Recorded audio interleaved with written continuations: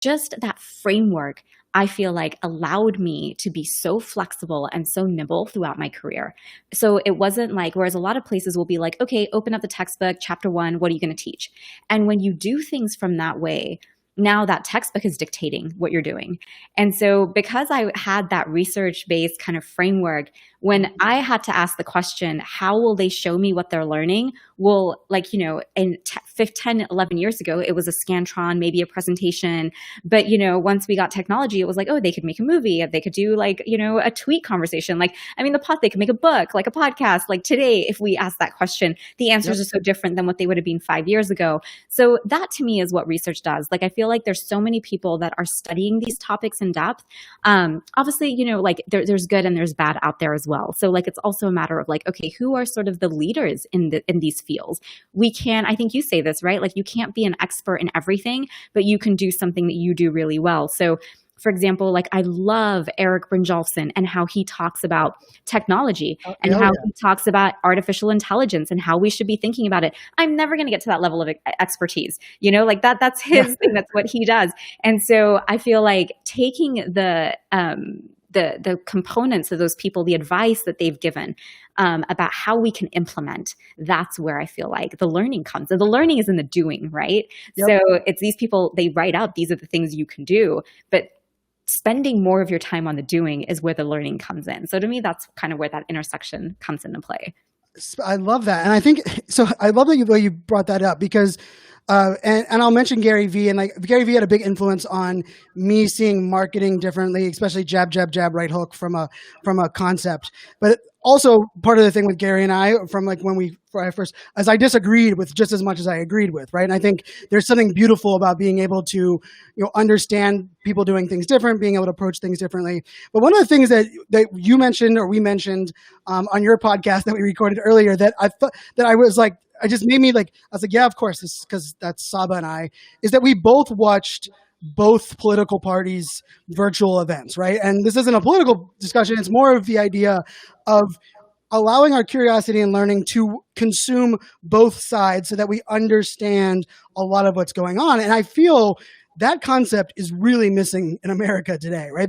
Even the idea that you can disagree with somebody and yet still be associated, and you can learn. And I often say, like, I learn more from those I disagree with a lot of their core beliefs than I do from the people that are agreeing.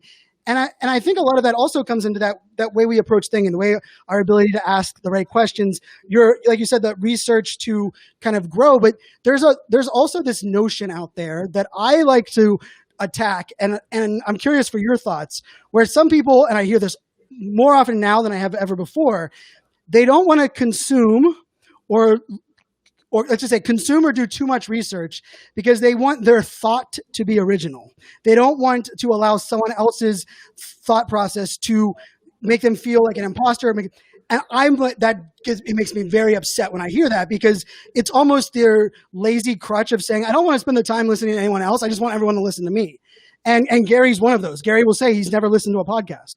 And yet he hosts 5 podcasts, 5,000 episodes, and wants everyone to download his. And that's something that I think in this world we're in today, you have to be committed to that learning, that research, that consumption. But how would you look at that? Because there's a lot of people that are going to hear that and are going to say, I'm just going to blast my message, blast my things, and I'm going to use that excuse. How do you look at that? So I don't know if this will answer your question, if it doesn't tell me, but when I think about how we consume and how we create, I think it used to be, right, that like you would create something, you would copyright it, and if anybody else took it, it was called cheating, it was plagiarism, it was all these things. I think one of the most difficult mindset adjustments we have to make is one person can have an idea. You need to credit them and show how you've built on the idea. Say that again. Did you hear that? Everyone that's listening, that is like the most important foundation. Say that again. I feel like we have to get comfortable in a place where we see an idea, because it is impossible for you today to not hear other ideas. They're blasted all around you, like from every media outlet, from every screen. You can't even open your phone without somebody giving you highlights from an app of, you know, content they think you should consume. So we have absorbed subconsciously, consciously information from everywhere. And if we can make the mindset shift that this is where I got it from, and this is what I did with it, or this is how I built on it. You don't always have to even build and add something new. It could be like, I tried this and this is what it looked like. Yes. We need to get comfortable with that, because very specifically, I talk about design thinking very specifically. There are way too many people that take that process and try to make it their own. Yes. And they do it a huge injustice. You take away the research, you take away its history, you take away so many of the components, whereas what the world really needs more of is how did you apply design thinking in your specific area? Because there's 1,000 different areas in this world and challenges we need to address. And if we can get comfortable being okay, not having been the ones to create the framework, but being the ones who implemented, because this is what we learned, I feel like we would really accelerate in our ability to do things and change and adapt more so than I think we currently are. So true. That is such a, and for me, when you're confident enough to credit and tag and allow the original creator of an idea in your approach to, delivering it, it adds validity to who you are and what you're about. And I think that's like the whole influencer game, when all of a sudden people are stealing, comedy jokes and things. And I'm like, well, actually, your ability to turn it into a meme is where you are creative. Quoting, allowing the comedian to get the credit for the joke and making sure, like, that is some of that beauty. And I will say, like, and I love, what's up, Annie? How are you? Look at this. She's tuning in and she says, those who consume too much end up intimidated, or instead of innovating. And I do believe there is a place that we can get to where it's overconsumption, and we start to turn consumption into a crutch where I need to learn. And we also oftentimes like to use like the concept of, well, I'm going to study and I'm going to get, I'm going to get woke. I'm going to get whatever you want to say. I'm going to learn. I'm way too old to say that. I feel like that's before my time. But like, I think there's something also to be said in this idea of, there is hey, I'm going to learn and then I have to implement. Like for me, it's like consume in real time, so that you can operate at the right time, right? And I think that's, and the idea of like Uber, right? Like Uber didn't invent the concept of getting a car, right? Like taxis have been around forever. They just redesigned that experience. And I'm not a huge fan of using big brand examples but that's the perfect example of, and I think not only are a lot of ideas already out there, but the most ideas that are great are not very relatable to most people. And if you can simply take a great idea and relate it to that community, it's truly powerful. And so I agree with the point that some people can get consumed. Do you have any tricks or things for yourself where maybe you're down a research rabbit hole or you're consuming that kind of help you pull yourself back out? Yeah, absolutely. I think you have to remember where you're at in your journey. And I think, again, it's just a mindset thing that you develop over time. I will tell you, when you're constantly reading people like Eric Brynjolfsson and Guy Kawasaki, you are like, who am I to put my thoughts out there? Like everything, or you put too much pressure on yourself to be at a certain level. And I think you have to remember, like back, 30 years ago, this is probably where they were, but because they kept doing it, that's why they are here now. And so to me, it's almost like it's like a double-edged sword, because you don't know what it feels like until you do it, but you won't do it because you're intimidated by the fear. But I think, my podcast is a really good example. If you listen to episode 1 or 2, they're awful. I mean, they're absolutely awful. But I knew that if I was going to try to be like the Happiness Lab host, right? Like I forget her name. Yeah. Laura Santos. If I was going to try to be her, I would never start, right? Like I don't have the funding for like a production lab. I'm not being sponsored by a company. I don't have all of these things. And so at some point you just have to realize, like, you have to have an internal goal. I think that's another thing that design thinking does for you as well. Like you have to have an internal goal for what you're trying to achieve. And it can be anything. It can be whatever you want it to be, but there has to be something internal that drives you to want to take step 1. But once you take that step 1, I found that reinforces your confidence a lot. So you do it more than once, and then you have those memories to lean back on. So that to me is powerful. Like having those memories to lean back on. I tried that one time and it was like this, but now look where I am. If I had never done step 1, I would never be here. And so you have to have those points of reference, I think, for yourself. And I think that is the problem right now, right? There's a tendency to be like, someone already wrote a book on it. There's already a podcast on it, or and I love Ani said, she said it as well. She's like, yeah, your first episodes are always bad, right? And like I always say, somebody's first live stream from their phone is happening because the first thing they show is your feet, because no one realizes the back camera's on first, not the front camera of your phone. So like everyone's first stream is their feet, and for me, like even that journey of like, where people will say, press the damn button, of course, being my mantra, the name of the podcast. Press the damn button. The reason that to me is out there is that you don't know what works until you try. And then once you try and you start to see it, I now believe that's where strategy. And so people were like, well, Brian, you just want to press the damn button and keep throwing mud at the wall. I'm like, no, content for content's sake has ruined much of the internet with so much random, useless information that's up there. But there is something to be said of like putting it out there. And one of the things I've done recently is I've really been addicted to TikTok creators that are now becoming influencers, because so many of them will say in every interview, I never thought of myself as a creator. I never thought of myself as a storyteller. I wasn't trying to do anything. All of a sudden, I found an app that allowed me to hide my voice and be on video. And I was scared of video, but I could lip sync. So then I tried it. And then once I got comfortable and I found that there was other stay-at-home moms doing it, then I started to add my voice.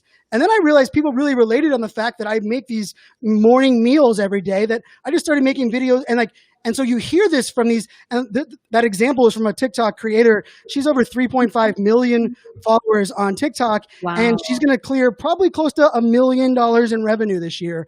And her whole thing was like, she just started on TikTok, became the medium, and then she started pressing that damn button. And I'm so glad that you said that piece of it, right? Because I think there is something in the learning and the research and the journey.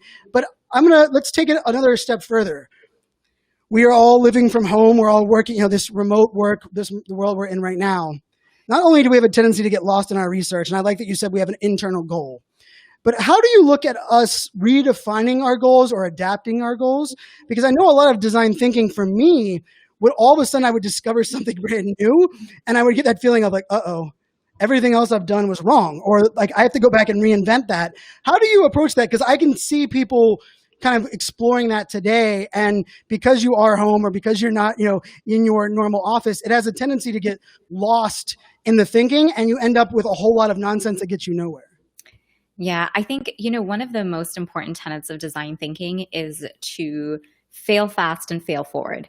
You've got to, we'll use Guy Kawasaki here since we're such huge fans. But one of the things Guy Kawasaki shares in one of his books about how, like, his process when he was designing software, he said, if we had waited until everything was perfect, you would never have seen the software. It never would have launched.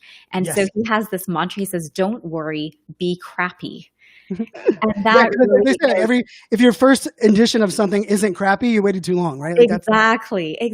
And so I think, and I feel like I've experienced this. One of the biggest dangers of the environments that we're in is we have to now create so many false constructs for things being like quote unquote normal. And I don't mean normal by like going back to how we were, but for example, like I was just on the phone with a colleague the other day and we realized like just the getting out of your car and walking to a coffee shop or walking to your meeting, there are things that you subconsciously or consciously see or hear. Like, oh, it's the people who made the funny sign outside the coffee shop, they had cool slogan there, or it's the color of something, or there's just so many things that we by default were exposed to that if you just are working from home and you're at your desk all day, there is no space for that outlet anymore. And so there's a lot of things we have to do now to create these false constructs. Stretching and moving is another one. I never had to think twice about stretching or walking or being active, but now I have to like put it into my calendar as a block. Otherwise, I could potentially go 12 hours without moving once. Maybe I'll go to the bathroom. Maybe I'll go get lunch. Maybe I'll do something. That's just like not even 10 steps. It's happened to me more days than I want to admit that I get lost. And that is, and it's also kind of like reframing little things, right? And I've worked from home 13 of my 17 years of my professional career, but this is the longest I've ever been home without traveling. So I've always traveled since 2003, average 45 weeks a year. So although I've been working from home, I've never lived this life. Like this is working from home without going anywhere, right? Like I'm not even talking to humans outside of, video calls. So you're right. Like that's such a important aspect of like setting alarms, figuring out how that works. And that also leads me into one thing that I think is pretty interesting in the sense of when people hear from me saying press the damn button and perfection's a fairy tale and you need to fail forward, they're like, Brian, that's nice.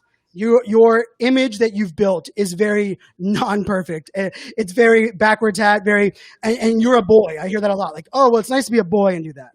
I recommend everyone that's listening to this show, those that are watching live, you need to check out Sabba's Instagram account. I said this to her on last time.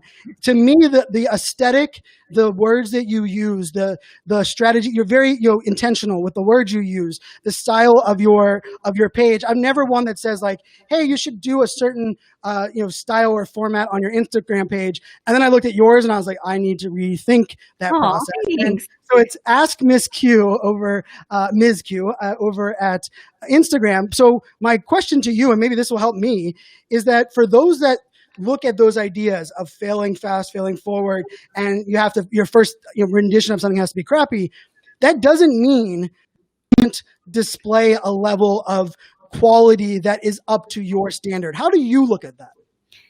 I feel like, okay, so we can like talk about your book here, and I haven't had a chance to read it yet, but I have a huge feeling that this is what I'm going to learn from that book.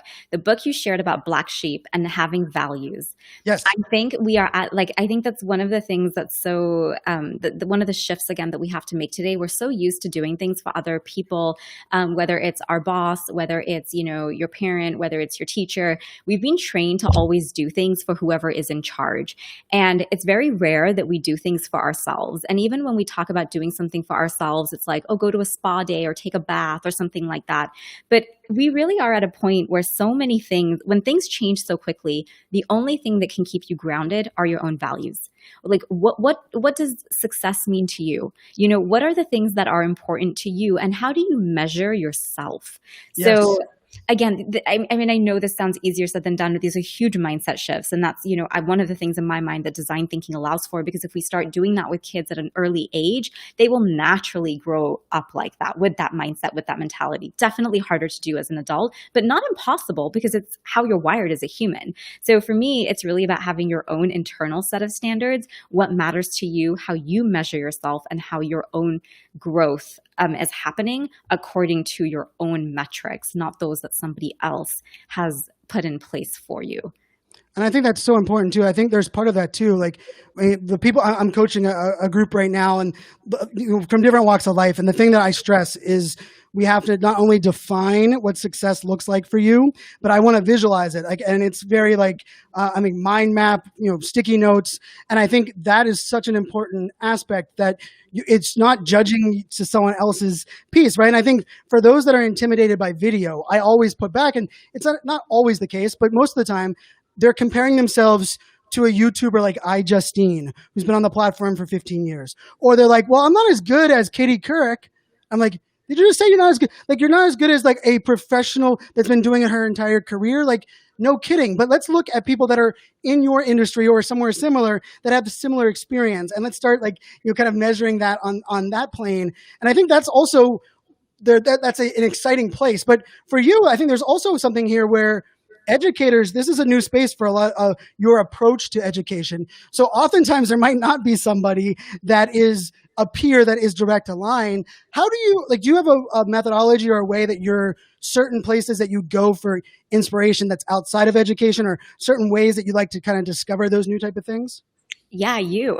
I mean, that's really what it was, right? Like, that's what Snapchat, and it's not that necessarily that I was going and I was looking for it. It was when I first joined Snapchat. So what was it? Was it like 2014, or I think it was back, Yep. It was a long time ago. And so by default, because there was no educator on Snapchat at that time, my only choice was other people from other industries. And when I started listening to your guys' stories, I remember very specifically 3 people. It was you, it was Chelsea Pites, and it was I Zhang. And I remember listening to your guys' stories, and I was like, wow, like, we talk about the same thing too. And at that same time, like, I was reading a bit of Gary Vee, and I was just reading some of these other things. And I was like, wow, like, there's so many people that talk about the exact same thing, just a different slant, because they're in real estate or they're in marketing or they're in whatever, but we're all actually talking about the same thing, and we're struggling with the same thing. Yes. And so that really is what opened my eyes to the importance of like, to now I would honestly say, I don't really know that I look to people in my own industry as much. Like I definitely have that there by default, but I think the people that I'm really listening to are the people who are in industry. And that was again the point of the podcast. Like I'm not interviewing people who are teaching design thinking. The goal is to interview people who are practicing it in industry, because those are the ones who are doing it day in and day out. Like they're living it and what it is that we're trying to teach. And so by talking to those people and by listening to their stories, you learn so much more about how people are interacting. You learn more, you just are exposed to just a completely different set of people.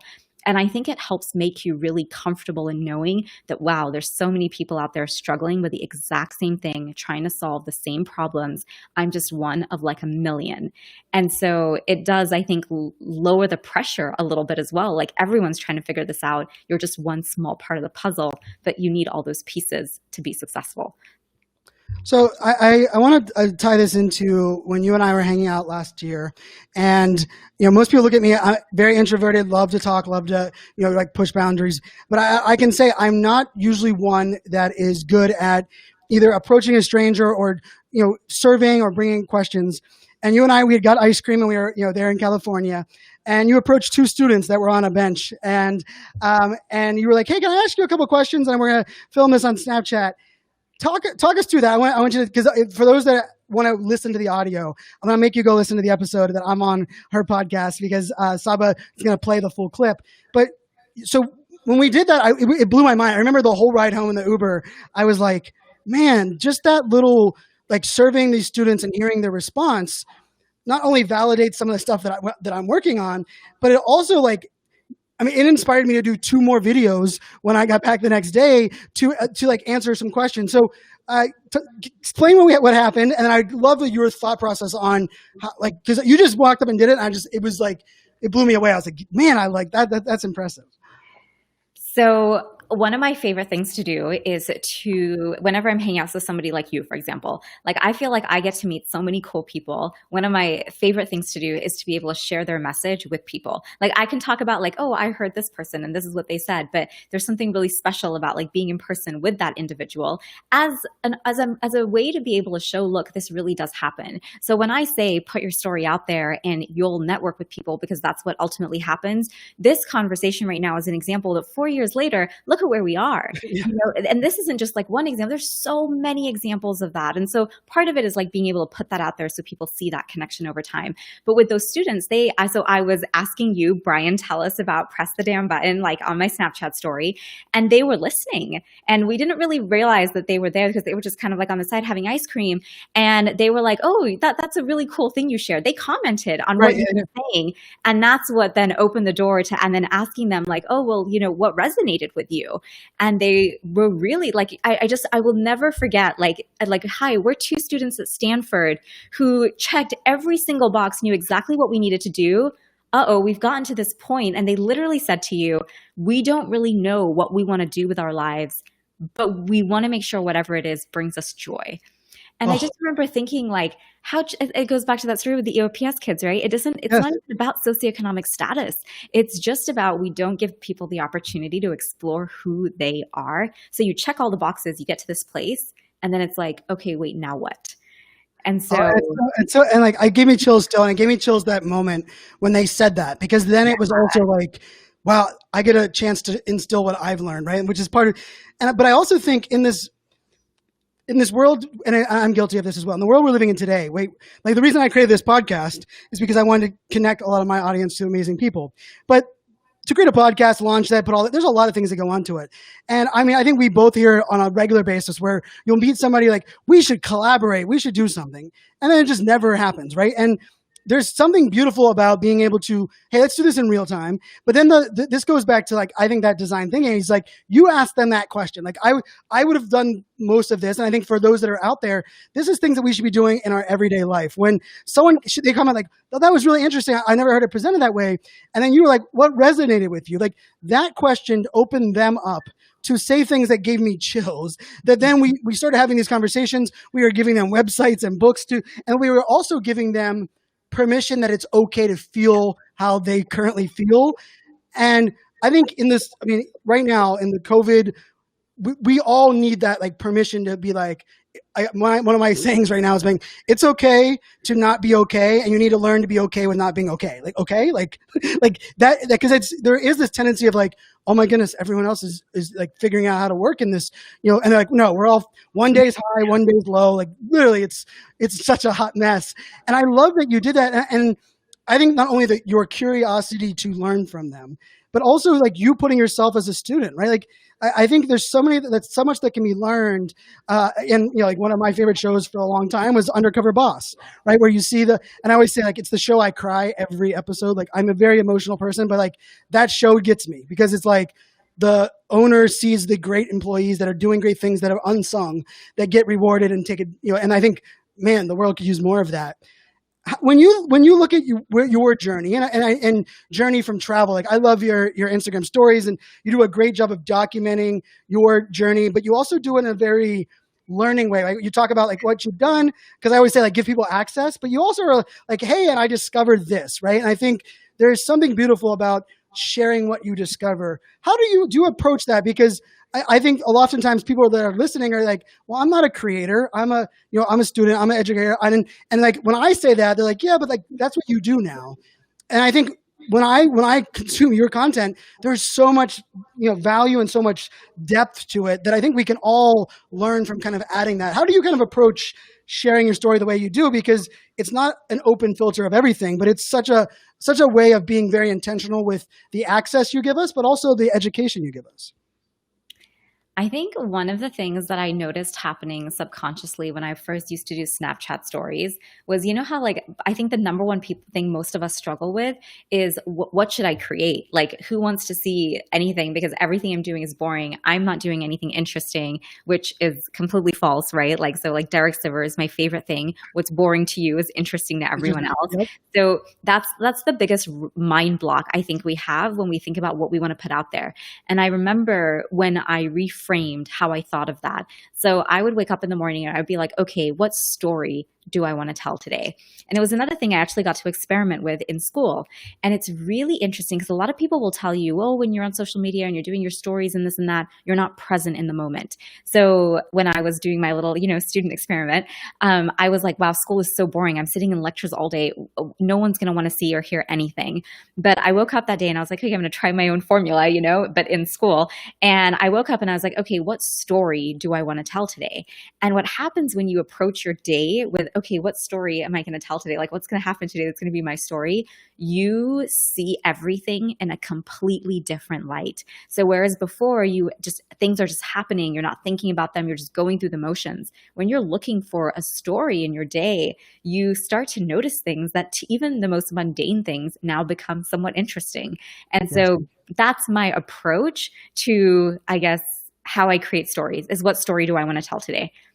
I love that. I often look at it and it's like, I look at my entire day and I'll be like, what element of access can I give someone that is either going to help them, inspire them, or connect with them in a way that and I think that's such a great way to do it. And I think, it doesn't take much time for those that struggle with that, right? It's such, and oftentimes for me, it's like in the shower and I'd be like, oh man, I got that call. I'm like, how would I thread that together? And like, all of a sudden I'm like, oh my goodness, I'm interviewing, 6 brand leaders and I'm going to wear a backwards hat. And I'm like, you know what? I'm going to do a story about like why I wear my hat and where the hat came from, or like, and like kind of connecting that like thread. I have a good friend who is a future guest coming up on the show, Tamsin Webster. She has a YouTube series called The Red Thread. And she has one of probably the videos I've watched on repeat a lot as a speaker is connecting your, theme throughout everything you do.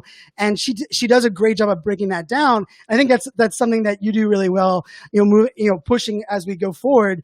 And on this part of the podcast, I think, I have to say that this is where I want to press your buttons to see where you're at and how you look at things. And I know one of the things that you have a balance of all the things going on in your life, what you share, what you don't share, the access you give in different arenas. As you look at like kind of growing your brand, traveling, doing the things that you're doing, what excites you the most about like opportunities or undiscovered possibilities? Like what are the things that either you're doing or that you think about that really excite you about? And I know during COVID, it's a little bit different, but I'm just curious how you look at that. Um, Wow, I don't know that I've thought about that a lot, but I would say maybe the two things that excite me the most is number one, I love being able to connect people. I think that's something that I do well because I just dabble in so many random areas that sometimes I can be in a conversation with one person. I can be like, oh, like, you should see what this person is doing. Like, I really do enjoy seeing all the different things that people are doing and being that connector for people.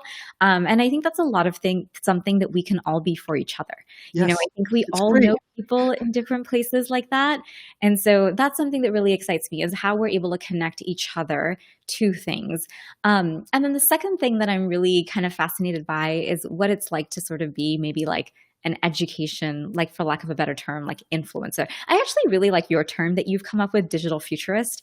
And I've thought a lot about like, what does it mean to be like an education futurist? Like, Yes. how do you merge like travel into that as a way of being able to share stories? Because one of the things that I found really, really fascinating from my doctoral program was, we got to visit all these different countries. And one of the biggest takeaways for me is we don't share stories enough. So like Yes. a lot of the things that I saw they're not really out there. And so when you don't see what people in other parts of the world are doing and how other systems are moving forward, it's very easy to live in a bubble where you think everything that you have is fantastic. And that's not meant to say that, what you have isn't fantastic or you should always want more, more, more. But if you don't understand the dynamics of what education, of what industry, of how people in China are doing things, how people in Finland are doing things, how people in Australia, Singapore, whatever are doing things, you really do run the risk of living in a bubble where tomorrow when you find out that you've been left behind or the story that's being sold to you on TV about how you're the best in the world and you're leading in XYZ just simply isn't true, because you haven't had that exposure. And so there's a little part of like, how do you bridge like education, social justice through travel stories? I love that. And I love that line too. And I can tell you like the futurist piece, like 5 years ago, I actually went and found the email for this blog I'm writing. I found an email where someone had suggested like, Brian, you should call yourself a futurist. And I was like, no, like I'm not someone, and like there's a couple of futurists that I had known at the time that were like predicting 40 years out and robots take over the world. And I looked at that very with a whole different lens. And then 2 years ago, my speaker agent was like, Brian, like, and I had a problem. My problem being the CEO of No Niche was that and this came from a good friend, Jay Bear. He was like, Brian, I love what you're doing. Everyone I know that works with you loves what you're doing. I have really no idea what you do. And I'm like, wait, you're like a friend, a mentor, like what? And he's like, how do I even label? Like, I call you like a millennial speaker, podcaster, digital. And it was like, and he's like, and how do I connect that story back to your original story? And like, how do I thread this into and I was like, and then what Michelle, my speaker agent, she was like, what about digital futurist? And it hit me like, oh my God, it connects these things that, and like even the digital empathy thing that you and I talk about, this idea, like for me, I was so frustrated because I wanted to push the empathy message and it would be threaded with you must unplug from technology or the world would be more empathetic without social media. And I was like, oh, actually, I would disagree. And to your point on like the exposure, like I felt when I was 25, I went to Seoul, Korea for the first time. The whole trip home was, I have been living in a bubble and just knowing how people live, how they learn. And I think to your point, like that there are some people, there's a guy named Sean Feedman who is a friend of mine on Facebook. He's a speaker. I need to connect you to, because he traveled the world focused on community. And he went in at like he was very young, I think 16 to 21, traveling to all these countries and really was working on the definition of what a community was for people. And his research, the background of it is really impressive. And it was something that but to your point, when you were saying that about education, right? Like not only how we educate, but like where we get education from, like even the idea, like we're like, oh my goodness, we have to keep all our kids home to educate. Like, how are we going to do that? Like there are plenty of people in this world that have figured out solutions in this space that the rest of the world has. Like the rest of the world has figured it out. That's why, like for us, like wearing a mask is a struggle. The rest of the world figured that out like 15 years ago. They're like, hey, America, like wearing a mask and like bringing it with you is not anything that's crazy new. But I love that. So I'm gonna you said something on your podcast, which I was a guest with you, and that I wanted to end this podcast with. And you said about the whole concept of, you really wanted to make sure that you were being purposeful with what you're doing now and setting yourself up for success. And you were talking about your cousin and like some things that you were just like, hey, I'm missing out or I'm not finding there. And you just decided like, hey, I'm going to figure out if this is possible. And then once you figure out it's possible, you're like, you put a date on it and you're doing it, right? Like, so for those that are out there right now that you were kind of living in this, and this is a thread that I will continue to hammer home, is we do have to re-examine everything in our lives. At this moment, it's the perfect time to do that. What is your advice for people? Yes, I think we can all become self-aware, but taking the action to not let time pass us by when we're aware of the things that we're missing. How are you looking at that? Because you inspired me. As soon as you said that, I was like, wow, I've done the same thing, but I've made zero plans for execution. How would you look at that? And what advice would you give to the audience?